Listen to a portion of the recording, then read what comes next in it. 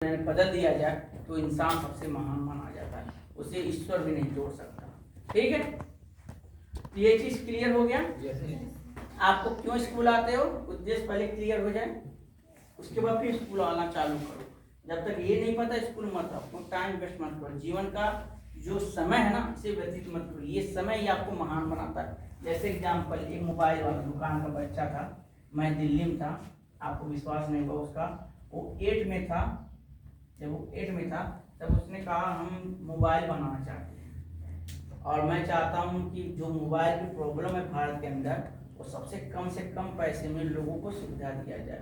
वो 8 से क्या तैयारी कर दिया, 8 से ही पढ़ के जाता था, मोबाइल की दुकान पे बैठता था। उनसे बोला भैया हम बिना पैसे काम कर सिखाइए। वो 8 के बाद 9 आया, 9 के बाद 10 आया। जब वो पूरा जब वो इंटर पास हुआ यानी कि 12, कितना साल अपने जीवन को दिया उसने, 4 साल। अब 4 साल जो आप काम कोई भी काम करेगा 4 साल तक लगातार, वो क्या होगा,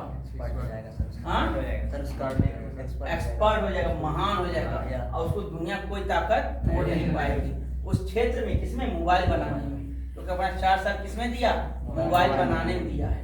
अब मोबाइल कोई भी पुर्जा उससे पूछोगे तुरंत का तुरंत बनाएगा, कैसे भी मोबाइल दोगे वो बना कर रेडी कर देगा।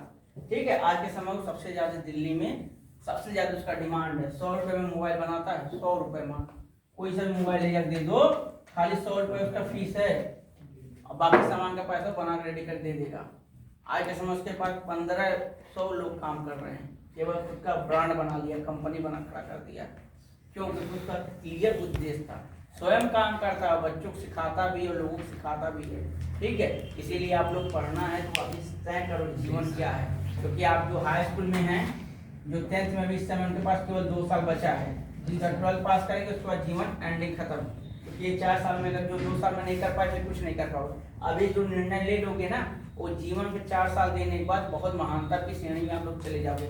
जैसे एग्जाम्पल एपीजे अब्दुल कलाम को कितने लोग जानते हो, एपीजे अब्दुल कलाम कौन थे, मिसाइल में कैसे बने, मिसाइल में एक दिन तो बने नहीं। और जीवन से सोचते थे कि मैं भारत को एक ऐसा परमाणु बम या न्यूक्लियर देश बनाऊं जिससे दुनिया डरे। वो जब हाई स्कूल में थे तभी से उनका प्रेम हो गया था, किससे, न्यूक्लियर से।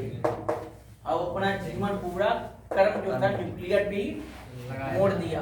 उन्होंने high school, inter, BA lecturer हुए और जहाँ पर एयरफोर्स की नौकरी मिली फिर भी उन्होंने छोड़ दिया, क्योंकि उनका जीवन प्रेम जो था न्यूक्लियर पे था। उन्होंने न्यूक्लियर सुना और रॉकेट बनाए, भारत को ऐसी दिशा में मोड़ दिए जहाँ पे असंभव और दुनिया कोई भी ताकत भारत से मुकाबला नहीं कर सकती। क्योंकि हम एपीजे अब्दुल कलाम का बनाया हुआ ऐसे ऐसे रॉकेट से, ब्रह्मास्त्र ले लो, अग्नि ले लो, ईसान पृथ्वी ले लो, बहुत ज्यादा मार क्षमता रखता है।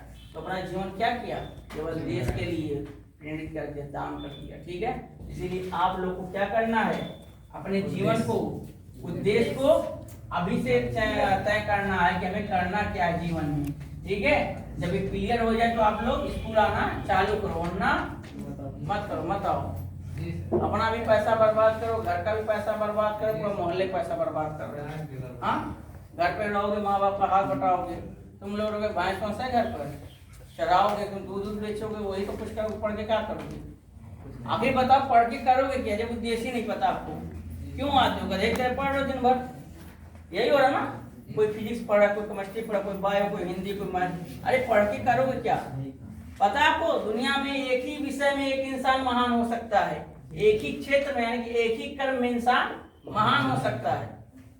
वो सारे सब्जेक्ट पढ़ाए जाते हैं। अरे सबसे अच्छा टॉपिक दे दूं, रामानुज को कौन कौन जानता है, रामानुज दुनिया सबसे बड़े मैथ, बताओ, रामानुज, हाँ रामानुज, हाँ कौन जानता, कौन थे जानते हैं, पूरी दुनिया में सबसे बड़े गणित क्या है, जीरो की खोज इसने होने, जीरो के नहीं। ठीक है, मैथ का फार्मूला जितने भी बनाए थे उन्होंने बनाया, जितना भी हाई स्कूल में पढ़ते हो ना, अलजेब्रा, कैलकुलस, ट्रिग्नोमेट्री सब उन्हीं का देना। ठीक है, ये उस समय बनाते जब देश अंग्रेजों से गुलाम था। दुनिया में सबसे ज्यादा महानतम अगर श्रेणी किसी को मैथ कहा जाता है तो रामानुज। क्यों महान बने, उनको पता है जब पढ़ते थे ना, उनका सारे सब्जेक्ट जितने भी सब्जेक्ट थे सब में 0 थे, केवल मैथ में वो डिफरेंशियल आते, हाई स्कूल था 100 में 100 केवल मैथ में, क्योंकि उनको किससे प्रेम था, मैथ से प्रेम था।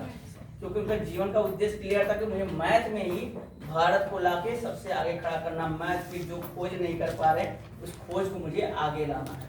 उन्होंने ऐसा ऐसा अपने जीवन में ऐसा ऐसा खोज के, जिसके आज जानते हुए सब लोग पढ़ेंगे, ये वाला चलता होगा शुरू करके, जो 9 वाला गणित आता है ना, इसको मिलाओ 3 अच्छे जोड़, जानते हो ना, ऐसे भी जोड़ो ऐसे भी जोड़ो ऐसे भी जोड़ो, उत्तर नॉर्मल आता है, उन्हीं का खोज है।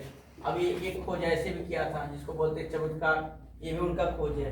एक ऐसे ट्रिग्नोमेट्रिक बना खोज किया था, कैसे भी जोड़ लोगे आपको उत्तर एक ही सेम आएगा, ठीक है, उन लोगों का जोड़ है। अल्फा ए प्लस बी प्लस हो उसका उन्हीं का जेन है, ठीक है, तो पढ़े हो ना, ठीक है। ट्रिग्नोमेट्रिक जियोमेट्रिक जितने बड़े बड़े फार्मूला इन्होंने अंक पे क्या किया, गणित बना दिया।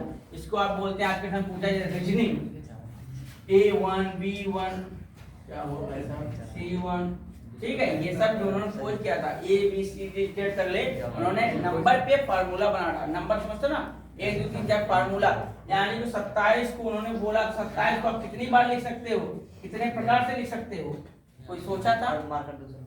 तो मार कर देना, ये डेड हो गया, बेचारा मर गया, इसका आत्मा बाहर निकल गया, ठीक है। तो पानी में पिलाओ, जीवित रखो, बढ़िया लाओ, सरकारी मास्टर है, क्या कहेंगे 70-72 हजार लेकर। अब बताओ आप लोग की फीस कितनी है यहाँ पे? 1500 रुपये दिन का? नहीं, मैं साल कर रहा हूँ। हाँ, सालिना ईयरली 1500 रुपया, महीने कितना होगा मंथली? बताओ, मैथ पढ़ते हो ना, बताओ जल्दी। 125 रुपया का, हाँ, यही मैथ पढ़ोगे, यही ड्रेस बनाओगे। कहाँ गए भाई सब लेने, कहाँ गए? और ठीक है, इन्होंने क्या किया, जन्म दिया, ठीक है। तो आप लोग को अभी जाओ, अगर नहीं पढ़ना है तो क्लियर बोल दो माँ बाप से, हाँ आ जाओ भैया, आप भी देश के महान हो, बाकी तो एक्सपायर वाले हैं, उनका कोई वैल्यू नहीं, 40-50 साल जिएंगे अगर निपट जाएंगे, एकदम 30 साल को कोई निपट जाएगा। उनको पढ़ाना, उनको समझाना बेवकूफ, क्योंकि आप लोग क्या भारत के भविष्य हो, ठीक है।